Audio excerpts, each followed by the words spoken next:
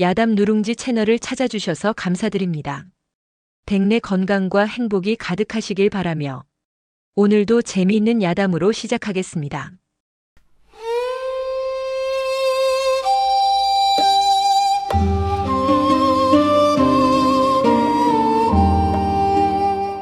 달빛도 쉬어가는 깊은 산골, 늙은 고목나무처럼 묵묵히 자리를 지켜온 김찬판 댁에는 봄이면 살구꽃이 눈처럼 흩날렸습니다. 그 꽃그늘 아래서 두 아이가 함께 자랐지요. 한 아이는 이 댁의 귀한 무남동녀 연화 아씨였고, 다른 한 아이는 아씨의 몸종이자 그림자였던 머슴 돌쇠였습니다. 신분의 벽은 하늘처럼 높았으나 어린 마음들은 담장 아래 흐르는 실개천처럼 스스럼 없이 서로에게 스며들었습니다. 돌쇠의 등은 언제나 연화 아씨만의 작은 세상이었고, 아씨의 웃음소리는 돌쇠의 고된 하루를 잊게 하는 유일한 약이었습니다.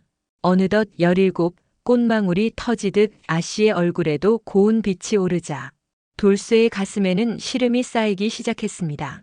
그저 바라보는 것만으로도 숨이 벅차오르는 저 고운 분을 언제까지 곁에서 지킬 수 있을까 하는 두려움이었지요. 그 마음을 아는지 모르는지 아씨는 그날도 살구꽃이 만발한 후원으로 돌쇠를 불러냈습니다. 돌쇠야. 나직이 부르는 목소리에 돌쇠는 저만치서 고개를 숙였습니다. 다가오라는 손짓에 쭈뼛거리며 다가서자 아씨가 다홍치마 아래 숨겨두었던 작은 복주머니를 내밀었습니다. 이것 내게 주려고 술을 놓아보았다. 바늘에 손가락을 10번도 더 찔렸으니 귀하게 여겨야 한다. 복주머니에는 서툰 솜씨로 살구꽃 한 송이가 수놓아져 있었습니다. 돌쇠는 차마 그것을 바로 받지 못하고 흙 묻은 제 손만 내려다보았습니다.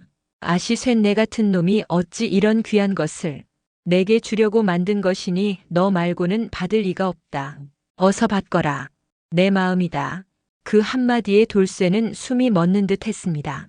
조심스럽게 복주머니를 받아 품 안에 깊이 넣자 마치 아씨의 마음이 제 심장께로 옮겨온 듯 뜨거워졌습니다. 돌쇠는 용기를 내어 아씨의 눈을 바라보았습니다. 아씨, 응, 쇳내 평생 아씨 곁에서 아씨를 지키겠습니다. 이 복주머니에 맹세합니다. 나도 알아, 돌쇠야. 너는 늘 그럴 것이지. 연화 아씨의 눈가가 이슬처럼 촉촉해졌습니다. 두 사람 사이에는 더 이상 말이 필요 없었습니다. 살구꽃 잎이 바람에 흩날리며 두 사람의 어깨 위로 소리 없이 내려앉았습니다. 그것이 그들이 함께 나눈 마지막 평화로운 봄날이었답니다. 그로부터 불과 한 달 뒤 고요하던 김찬판 댁에 청천벽력 같은 소식이 전해졌습니다.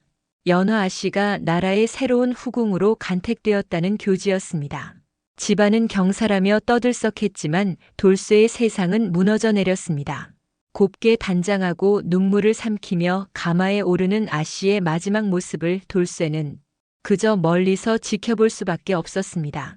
아씨를 태운 가마가 마을 어귀를 돌아 완전히 사라질 때까지 돌쇠는 품 안에 복주머니만 그려준 채 석상처럼 서 있었습니다. 꽃잎은 다 지고 없는데 왜 이리 눈앞이 흐린 것일까요? 가슴 한쪽이 통째로 뜯겨나간 듯한 아픔이었습니다. 연화 아씨가 떠난 빈자리는 돌쇠의 세상을 통째로 삼켜버렸습니다. 그는 넋나간 사람처럼 일했습니다.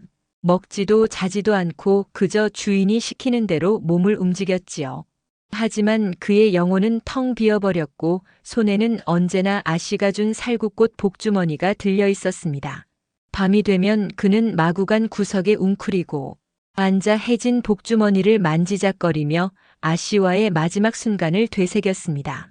그럴 때마다 심장이 갈갈이 찢기는 듯하여 살아있다는 사실 자체가 고통이었습니다. 그러던 어느 날 저녁 부엌 아궁이 앞에서 다른 머슴들이 쑥덕거리는 소리가 돌쇠의 귓가에 날아와 박혔습니다. 글쎄 듣자 하니 궁궐이라는 데는 사내란 임금님 말고는 얼씬도 못한다더군. 후궁 마마님들 처소는 더더욱 그렇고 한 머슴이 헛기침을 하며 아는 체를 했습니다. 어허 모르는 소리. 내관 나리들이 있지 않은가. 그 양반들은 사내이되 사내가 아니니 규방 깊은 곳까지 못 들어가는 곳이 없다지. 임금님 다음으로 힘이 센 이들도 내관이라더군. 그 말에 다른 머슴이 질색하며 손사래를 쳤습니다. 에이그 말이라고. 제 손으로 사내 구실을 끊어내야 하는 그 끔찍한 짓을 어찌 한단 말인가. 살아도 사는 게 아니고 평생을 그림자처럼 살아야 한다는데. 그림자. 그 한마디가 돌쇠의 텅 빈 가슴에 비수처럼 꽂혔습니다. 그래, 그림자라도 좋다. 아씨의 발치에 머무는 그림자라도 될 수 있다면. 그 끔찍하다는 고통도 사내가 아니게 된다는 절망도 아씨를 다시 볼 수 있다는 희망 앞에서는 먼지처럼 가벼워 보였습니다. 그날 밤 돌쇠는 처음으로 제 입으로 중얼거렸습니다. 그림자 아씨의 그림자가 되리라. 며칠 뒤 돌쇠는 종적을 감췄습니다. 그가 향한 곳은 도성에서도 가장 후미진 뒷골목, 사람의 생명을 파리 목숨처럼 여기는 자들이 모여드는 곳이었습니다. 그는 가진 것을 모두 털어 한때 궁에서 외과수를 행하다 쫓겨났다는 늙은 칼잡이를 찾아갔습니다. 음습한 토굴에서 마주한 노인은 기름한 칼을 갈며 물었습니다. 후회하지 않겠느냐? 이건 목숨을 거는 일이다. 살아도 사는 게 아닐 터. 돌쇠는 품 안의 복주머니를 꽉 쥔 채 흔들림 없는 눈으로 답했습니다. 이미 제 삶은 끝났습니다. 다시 살기 위해 죽으러 온 것입니다. 노인은 더 묻지 않았습니다. 그날 밤 비명조차 삼켜버린 어둠 속에서 돌쇠는 지옥을 보았습니다. 살을 저미고 뼈를 깎는 듯한 고통 속에서 그는 오직 연화 아씨의 얼굴만을 떠올렸습니다. 살구꽃 그늘 아래서 웃던 모습, 제게 복주머니를 건네주던 애틋한 눈빛. 그 기억이 아니었다면 그는 아마 제 혀를 깨물고 말았을 것입니다. 며칠을 꼬박 죽음의 문턱을 헤맨 끝에 그는 다시 눈을 떴습니다. 몸은 천근만근이었으나 정신은 얼음장처럼 차갑고 맑았습니다. 그는 더 이상 어제의 돌쇠가 아니었습니다. 나는 이제 돌쇠가 아니다. 스스로에게 나직이 속삭였습니다. 그림자처럼 살 것이다. 형체는 있으되 이름은 없는 그래, 무영. 오늘부터 내 이름은 무영이다. 그렇게 한 사내의 세상이 무너진 자리에서 오직 한 여인을 위한 그림자가 태어나고 있었습니다.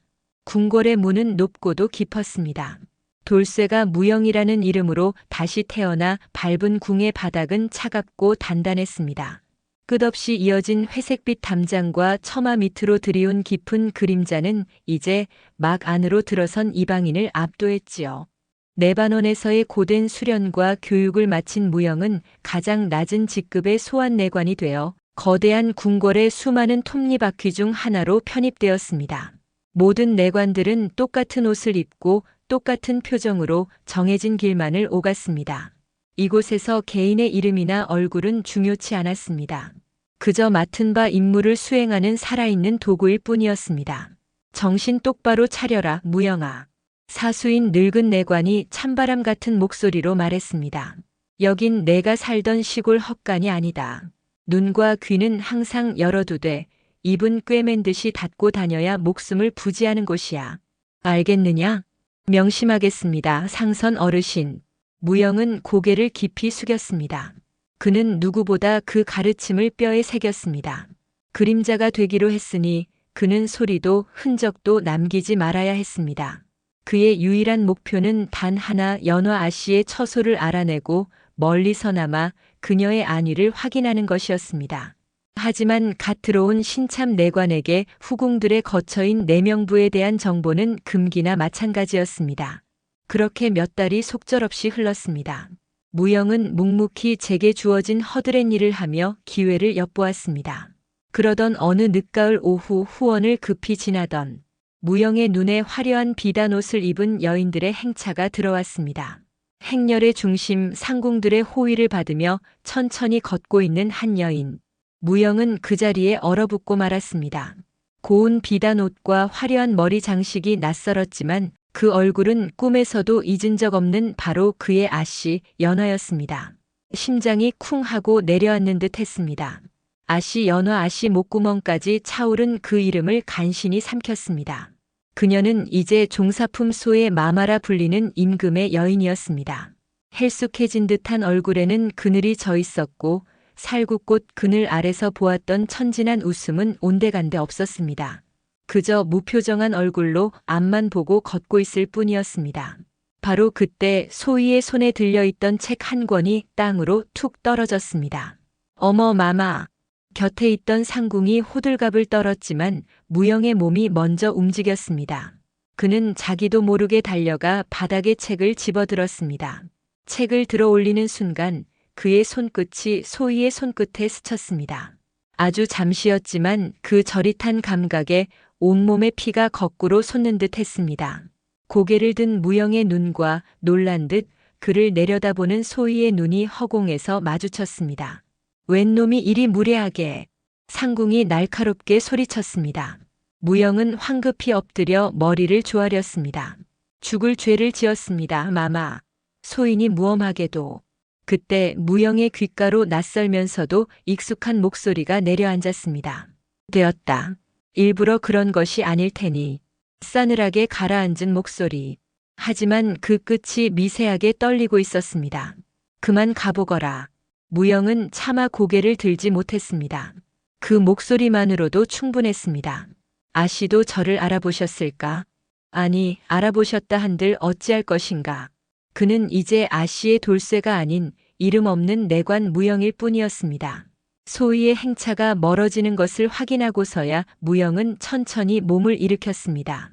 손 안에는 아직도 그녀의 손끝에서 전해진 희미한 온기가 남아있는 듯 했습니다. 그러나 두 사람 사이에는 이제 손 한 번 잡을 수 없는 하늘과 땅만큼의 거리가 놓여 있음을 그는 뼈저리게 깨달았습니다. 그날 이후 무영은 진정한 그림자가 되었습니다. 그는 궁궐의 가장 낮은 곳, 가장 어두운 곳을 제 발로 찾아다녔습니다. 빨래터의 안악들이 무심코 던지는 말 한마디, 수라간에서 김을 올리며 나누는 푸념, 늙은 내관들이 한가로이 주고받는 지난날의 이야기까지. 그는 살아있는 귀가 되어 그 모든 소리를 빨아들였습니다. 사수 내관의 가르침처럼 눈과 귀는 활짝 열되 입은 천근 만근의 자물쇠를 채운 듯 굳게 닫았습니다. 그의 존재감은 물에 스며든 먹물처럼 희미해져 갔고 사람들은 어느새 키 작고 말 없는 그 신참 내관을 풍경의 일부처럼 여기기 시작했습니다. 바로 그것이 무영이 원했던 바였습니다. 그의 귀에 가장 자주 들려오는 이름은 단연소의 마마였습니다. 임금의 총애가 깊어질수록 그녀를 향한 보이지 않는 칼날들은 더욱 날카로워졌지요. 그 칼날의 중심에는 세자를 낳은 희빈장씨가 있었습니다. 어느 날 무영은 탕약을 내의원에서부터 각 처소로 배달하는 소임을 맡게 되었습니다. 그것은 온 신경을 곤두세워야 하는 고된 일이었지만 합법적으로 소의 마마의 처소 근처까지 갈 수 있는 유일한 기회이기도 했습니다.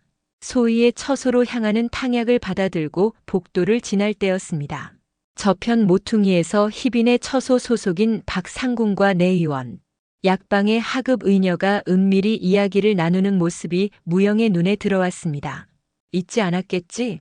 소의 마마께서 요즘 들어 부쩍 기력이 쇠하시고 두통이 잦으시다 들었다. 이것은 희빈 마마께서 특별히 내리시는 귀한 약재이니 탕약에 잘 섞어 올리도록 해라.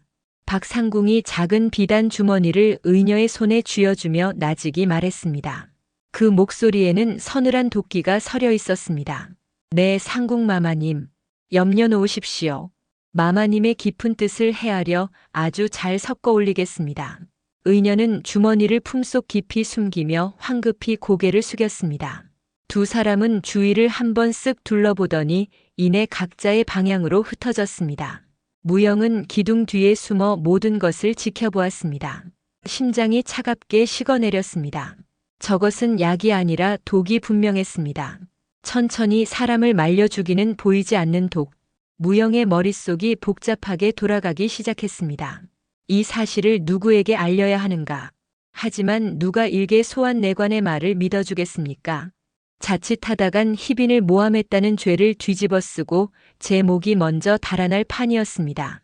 방법은 단 하나, 저 탕약이 소희의 입에 들어가는 것을 막아야만 했습니다. 잠시 후 문제의 그 의녀가 소희에게 올릴 탕약 그릇을 들고 조심스럽게 복도를 걸어왔습니다. 무영은 반대편에서 물이 가득 찬 무거운 통을 들고 그녀를 향해 걸어갔습니다. 일부러 숨을 헐떡이며 비틀거리는 신용을 했습니다.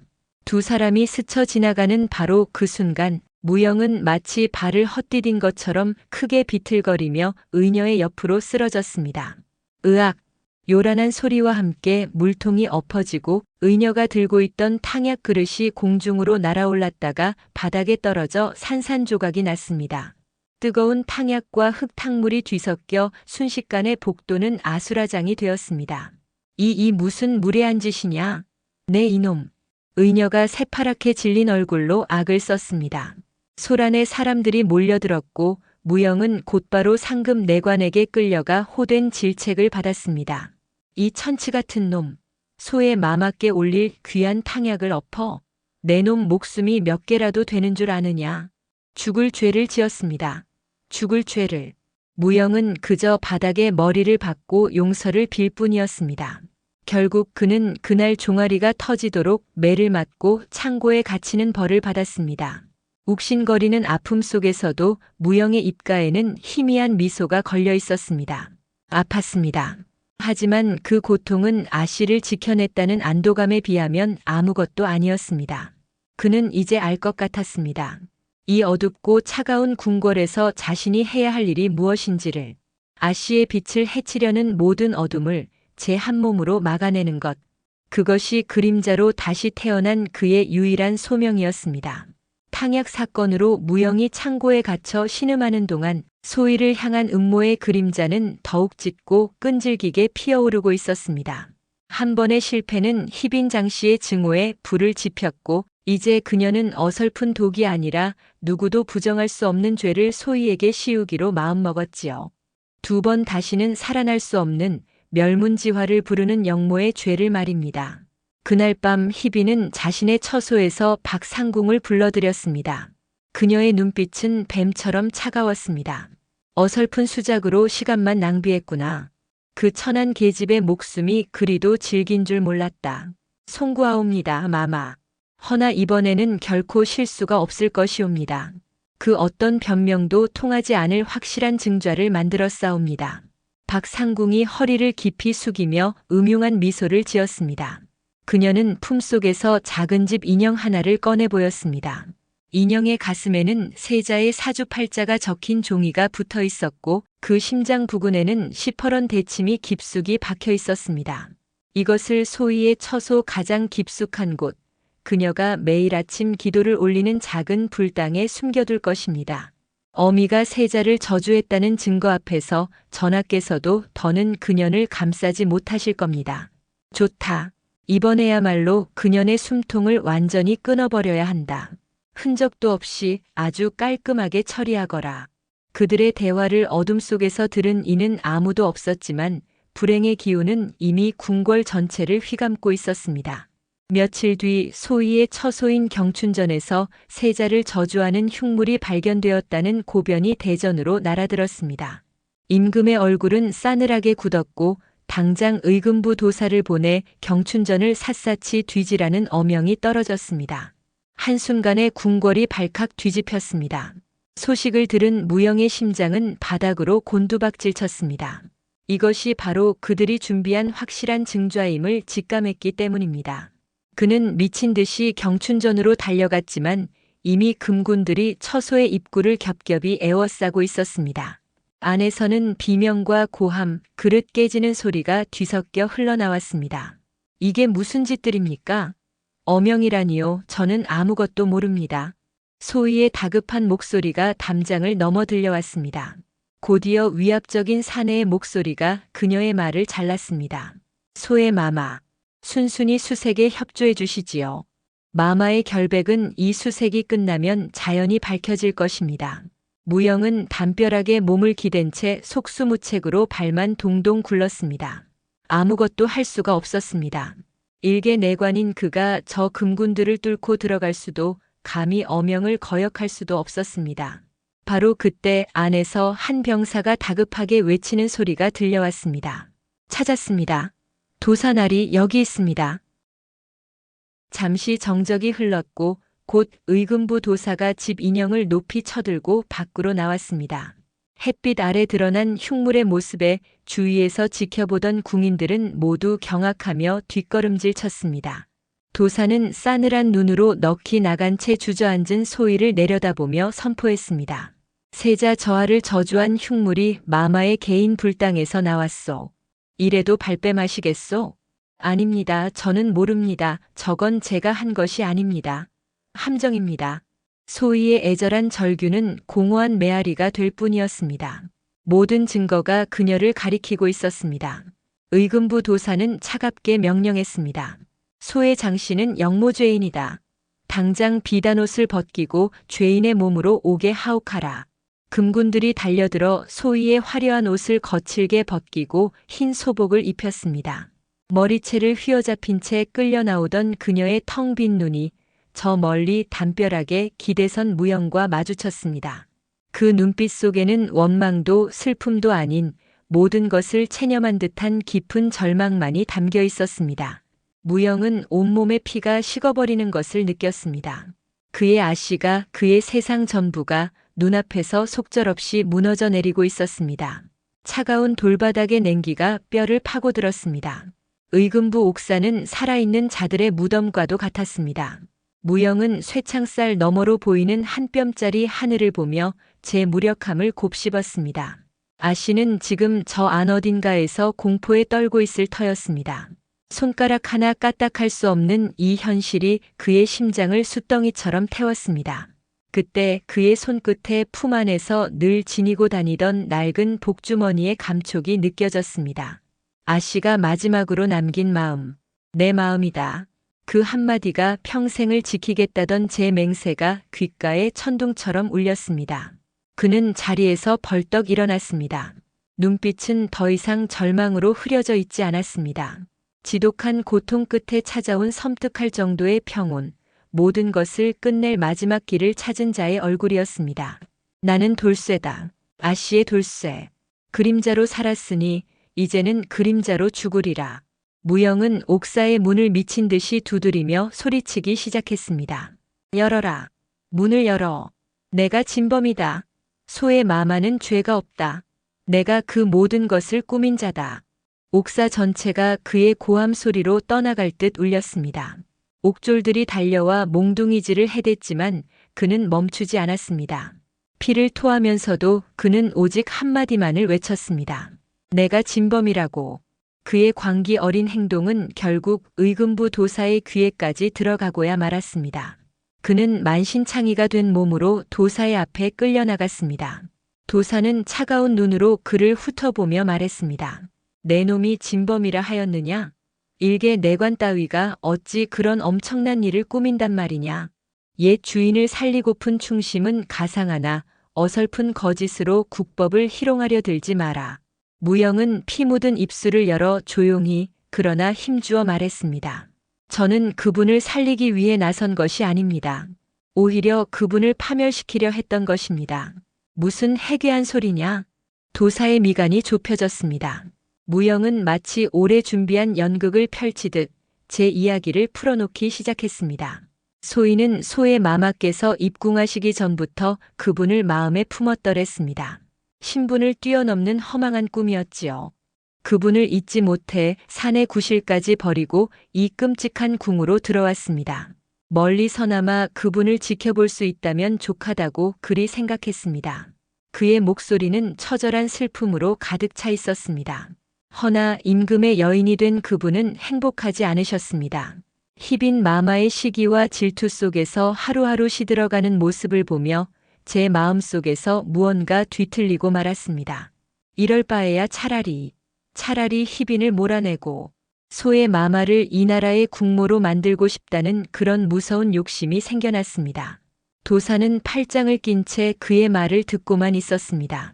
아직 믿는 기색이 아니었지요. 무영은 마지막 수를 던졌습니다. 그 흉물 제가 만들었습니다. 북쪽 마구간에 마른 짚을 엮고 작년에 희빈 마마의 나인이 버린 푸른 비단 조각으로 옷을 입혔습니다. 그리고 가슴에 박은 대침은 본래 제 어미의 유품인 은비녀를 갈아 만든 것입니다. 그 흉물을 소의 마마의 불당, 세 번째 기와장 아래에 숨겨둔 것도 접니다. 만약 제 말이 거짓이라면 어찌 이리 상세히 알 수 있겠습니까? 도사의 눈빛이 흔들리기 시작했습니다. 그것은 수사에 관여한 자들 외에는 누구도 알 수 없는 정보였습니다. 무영은 쐐기를 박았습니다. 그뿐만이 아닙니다. 제 처소 베개 밑을 확인해 보십시오. 미처 다 쓰지 못한 세자의 사주팔자 종이가 나올 것입니다.